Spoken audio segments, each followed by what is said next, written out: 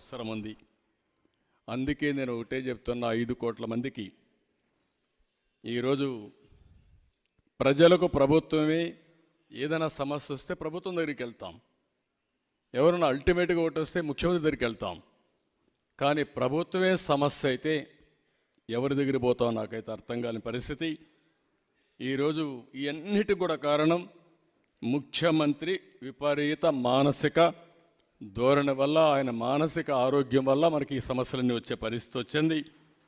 కానీ ఒక్కటి మాత్రం చెప్తున్నా, ఈ పుస్తకం రాసిన తర్వాత మిమ్మల్ని అందరినీ కోరేది ఒకటే, సమాజంలో మంచి ఉంటుంది, చెడు ఉంటుంది. చెడు చేసే వ్యక్తులు నేరస్తులైతే, వాళ్లే పాలకులైతే ప్రజలు భయపడిపోయే పరిస్థితికి వస్తారు. భయపడిన తర్వాత బానిసలయ్యే పరిస్థితి వస్తుంది. అందుకే అడుగుతున్న, రాష్ట్రంలో ఈరోజు ఈ పుస్తకం చూసిన తర్వాత ప్రతి ఒక్కరికి విజ్ఞప్తి చేస్తున్నా, మీరు కూడా చెడుని పూర్తిగా నివారించడానికి నడుం కట్టాల్సిన అవసరం ఉంది.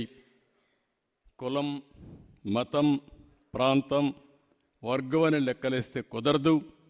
ప్రతి ఒక్కరు గుర్తుపెట్టుకోవాల్సింది, మనందరం కులాలకు, మతాలకు, ప్రాంతాలకు అతీతంగా చైతన్యం కావాలి.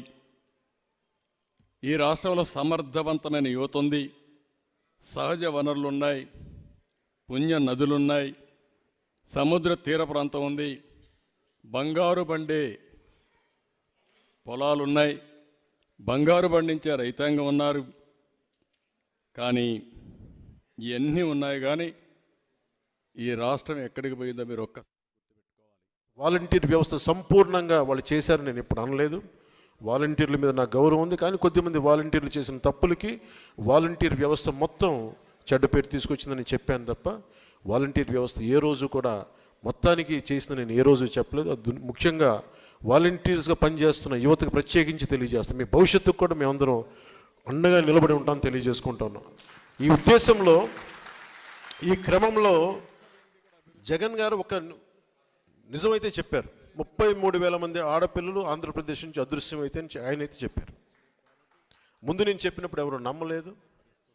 కేంద్ర హోంశాఖ సహాయ మంత్రి చెప్పిన తర్వాత ఇది బయటకు వచ్చింది.